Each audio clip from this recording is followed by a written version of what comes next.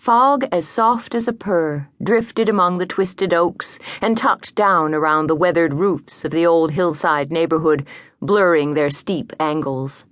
On the twisted arm of a sprawling oak, the gray tomcat crouched above the rooftops, licking at his fog-dampened fur, his claws kneading idly as he watched the neighborhood below.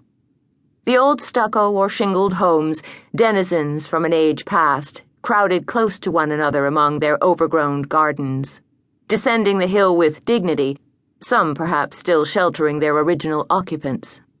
This early morning, the tomcat was concerned with only one house, with the small, two-story Tudor that, until this week, had stood empty, its tenants long departed.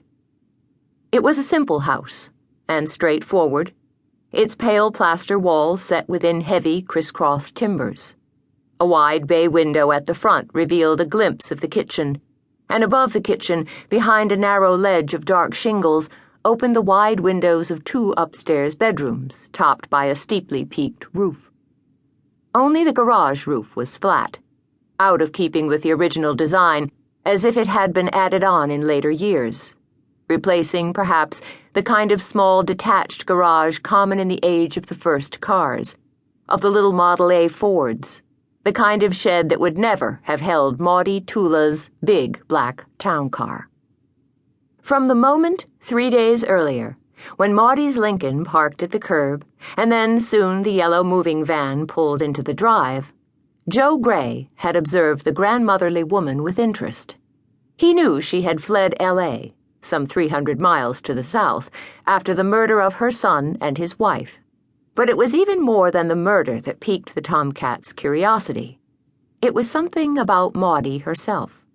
Something out of keeping, an attitude that didn't seem to fit this gentle person, an occasional gesture or glance that seemed out of character in the soft little woman.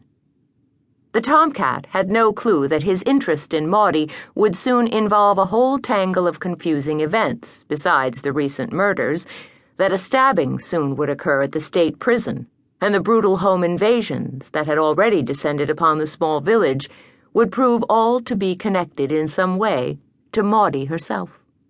This morning Joe puzzled only over Maudie, as he watched for her to appear, watched for an early light to blaze on in her bright kitchen.